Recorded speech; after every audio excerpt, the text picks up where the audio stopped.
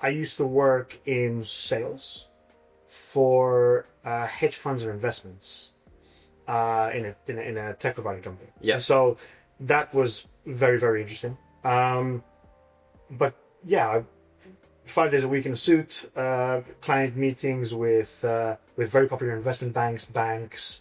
Corporate life. Very corporate life. And then just before COVID hit, so I was doing, I used to do free running and parkour. Yeah. And I've been a martial artist all my life. And so when I got into uni, I started doing some stunt doubling work. Yeah. For somebody put it out on Facebook. I went for it. I ended up working for the BFI for a little bit, which was nice. But I did stunt doubling work and some extra work and some acting work for a couple of different things. And just before COVID hit, I had landed a role as Geralt of Rivia of the Witcher series. Really? It was a fan-made movie where I was playing the lead. Yeah. And we already had talks with Comic-Con in London, Comic-Con in San Diego, like to go and do panels there, and it was going to be so good. And we filmed a decent chunk of it, and it was going so well. And COVID hit, and the money lost all the funding and disappeared. But I quit my job. Yeah. Because I saw this going somewhere. I'm like, perfect. I'm going to quit my corporate job. I'm going to pursue a career in this acting thing. It's going to be so great. And then a week after I quit my job, COVID hit. Oh, man. And I was left with absolutely nothing. Yeah. And so that was two and a half years of me pretty much just living off my savings. Like I had enough to buy a house. I was ready to like have my own. And I had to spend that money to survive. Pretty much I had to move back in with my father. And just survive off the money that I had. I couldn't get a job, nothing. It was absolutely horrendous. Thankfully, I had that money saved aside for it. Yeah. And then during COVID, the question that I asked myself was, look, clearly everything could end like that. Yeah. So what do I want to do with my life? And if I were to die tomorrow, and if everything were to end tomorrow, what would I be happy that I did with my life? And that's where PTing came in, right? It was just kind of always there, and I hadn't really noticed.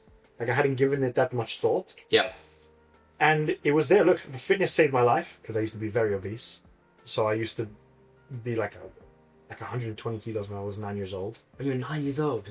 I think it was a trauma from the attempted kidnapping and moving to a different country and not knowing anybody and trying to keep distance away from people. Yeah. So my defense, my go-to was to just eat and eat.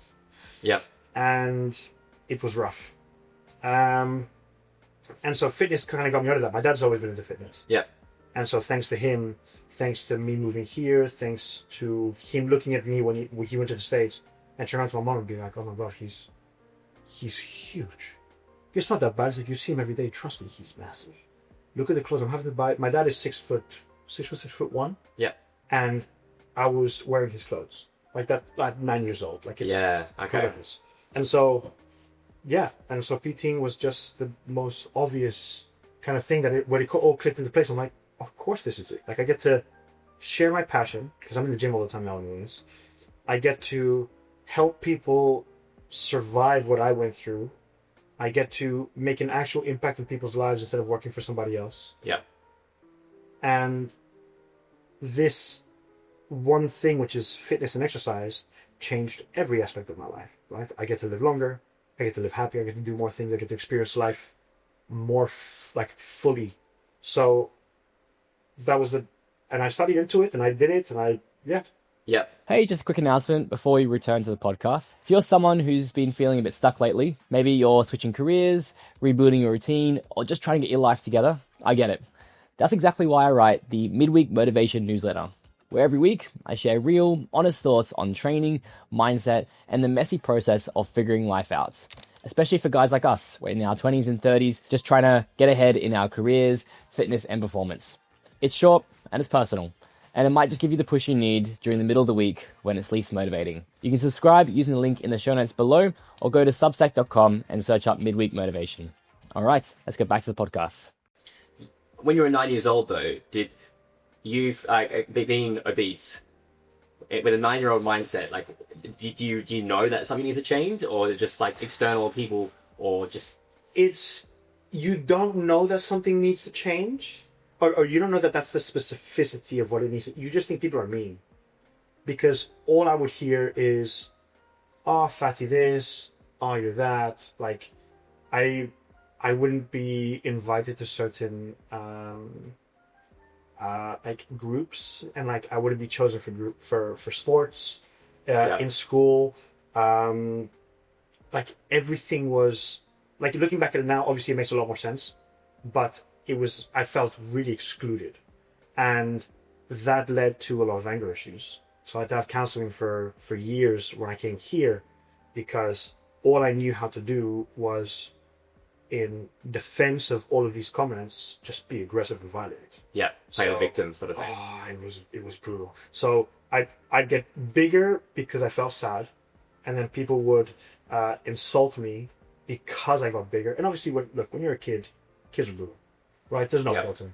And again, it's very different looking at it from an adult point of view, because you're like, yeah, kids are mean, but like you grow out of that. But when you're younger and that's all you've experienced, like you think life is like that.